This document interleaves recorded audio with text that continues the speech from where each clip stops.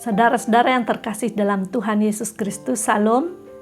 Salam sejahtera bagi kita semua. Selamat berjumpa kembali di acara Sarapan Rohani Galang Ningyang Abian Base pada hari ini Kamis 23 Februari 2023. Sebelum kita membaca dan merenungkan firman Tuhan, mari kita berdoa. Ya Tuhan, Bapa di surga, Bapa yang kami sapa melalui anak-Mu Yesus Kristus, terima kasih Tuhan atas penyertaan Tuhan dalam kehidupan kami. Hari lepas hari Tuhan tidak pernah meninggalkan kami. Terlebih Tuhan sepanjang malam kami boleh beristirahat, dan pagi ini Tuhan bangunkan kami dalam keadaan sehat kembali. Sebelum kami melakukan segala aktivitas kami akan merenungkan firman-Mu Tuhan. Biarlah Tuhan kiranya menguasai hati pikiran kami, sehingga firman-Mu boleh menjadi berkat kekuatan dan boleh kami lakukan dalam kehidupan kami. Segala kuasa-kuasa iblis yang menggagalkan firman-Mu kami patahkan di dalam nama Tuhan Yesus. Terima kasih Tuhan, kami sambut firman-Mu di dalam nama Yesus. Haleluya. Amin. Firman Tuhan pada hari ini yang pertama terambil dari Yehezkiel 13 ayat 11, demikian, bertobatlah dari hidupmu yang jahat itu, mengapakah kamu akan mati. Yang kedua, Matius 6 ayat 13, lepaskanlah kami daripada yang jahat. Yang menjadi tema renungan kita yaitu saling membangun di dalam kebenaran Tuhan. Saudara-saudara yang kekasih di dalam Tuhan Yesus Kristus, sejak manusia pertama jatuh ke dalam dosa dan tabiat dosa mengikuti dan menjadi bagian dalam diri manusia, sehingga kita dilahirkan ke dalam dunia dengan segala kecenderungan hati untuk selalu melakukan kejahatan. Jadi sesungguhnya kita ini adalah manusia berdosa yang pantas untuk menerima hukuman. Namun kita patut bersyukur kepada Allah Bapa kita yang oleh karena kasih-Nya menganugerahkan putranya Yesus Kristus untuk mati di salib. Darah Kristus mendamaikan kita dengan Allah. Kita tidak lagi menjadi seteru Allah. Kristus telah memikul dosa kita di dalam tubuh-Nya di kayu salib, supaya kita yang telah mati terhadap dosa hidup untuk kebenaran. Setelah menerima anugerah keselamatan, kita harus dengan sungguh-sungguh hidup dalam pertobatan. Kita harus bertobat dari dosa. Kita tidak dapat menerima anugerah Tuhan lalu tetap tinggal di dalam dosa. Karena Tuhan telah mencurahkan anugerah-Nya sewaktu kita masih berdosa. Dan kini dosa kita telah diampuni dan disucikan. Hidup dalam pertobatan itu adalah suatu perintah, bukan sekedar himbauan. Kita harus dengan sadar meninggalkan dan menolak segala perbuatan dosa. Oleh karena itu mari kita mencermati hidup kita. Hal-hal apa yang sekiranya akan menyeret kita jatuh ke dalam dosa? Apakah lingkungan kita, tontonan atau bacaan yang negatif, serta pergaulan kita. Semua perbuatan daging harus ditinggalkan. Kita harus berhenti berbuat dosa dan menghindarkan diri dari jebakan dosa itu. Kita memang masih hidup di dunia yang penuh dosa, namun kita harus memilih untuk hidup sesuai dengan kehendak Tuhan setiap hari. Karena pertobatan tidak dapat dilakukan hanya sekali seumur hidup, melainkan suatu proses yang terus-menerus harus dilakukan dalam kehidupan kita.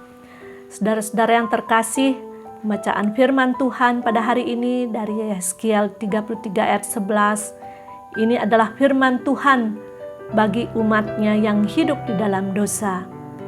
Tuhan menetapkan Yehezkiel menjadi penjaga umat Israel, yaitu memperingatkan mereka agar berpaling dari dosa untuk menerima keselamatan dari Allah. Pertobatan menjadi pintu keselamatan bagi umat-Nya yang masih hidup dalam keberdosaan. Karena Tuhan tidak begitu saja melupakan umat-Nya yang walaupun hati mereka telah berpaling dari Tuhan. Seruan pertobatan tidak lain adalah kasih Allah yang begitu besar kepada umat-Nya. Betapapun besar dosa umat-Nya, namun keselamatan terbuka bagi mereka. Ini menjadi tugas Yehezkiel untuk memastikan bahwa semua umat Israel menerima peringatan ini. Dalam seruan pertobatan, kita dapat melihat betapa besar kasih Allah kepada umat-Nya, supaya umat-Nya tidak binasa dalam keberdosaannya. Demikianlah kita juga setiap orang yang telah percaya kepada Kristus. Kita menerima kasih Allah yang besar melalui pengorbanannya di kayu salib, telah membuka bagi kita keselamatan Tuhan. Melalui nas ini kita akan memasuki lebih dalam lagi makna kasih Allah yang dicurahkan kepada kita orang-orang percaya. Seperti perintah Tuhan Yesus dalam Matius 22 ayat 39, kasihilah sesamamu manusia seperti dirimu sendiri. Jika kita telah menerima kasih Tuhan, maka orang lain juga memerlukan kasih Tuhan agar kita sama-sama diselamatkan. Kasih itu tidak egois yang hanya memikirkan keselamatan diri sendiri, tetapi keselamatan orang lain. Tuhan mencurahkan kasih-Nya yang besar bagi kita, supaya kita juga dapat mengasihi sesama kita. Sehingga bagaimana mungkin kita hanya memikirkan keselamatan diri sendiri tanpa peduli keselamatan orang lain. Kasih Allah yang peduli kepada kita, orang yang berdosa, haruslah kita nyatakan dalam kehidupan kita, supaya kita juga menyatakan kasih kita bagi mereka yang masih hidup dalam dosa, yakni bagi mereka yang langkah-langkah kehidupannya masih jauh dari perintah Tuhan. Saudara-saudara, Tuhan Yesus mengajarkan bagi kita dalam Lukas 17 ayat 3, jagalah dirimu. Jikalau saudaramu berbuat dosa, tegurlah dia. Dan jikalau ia menyesal, ampunilah dia. Ini adalah perintah Tuhan Yesus yang harus kita nyatakan dalam kehidupan kita ketika kita mendapati bahwa saudara kita yang hidupnya telah menjauh dari perintah Tuhan.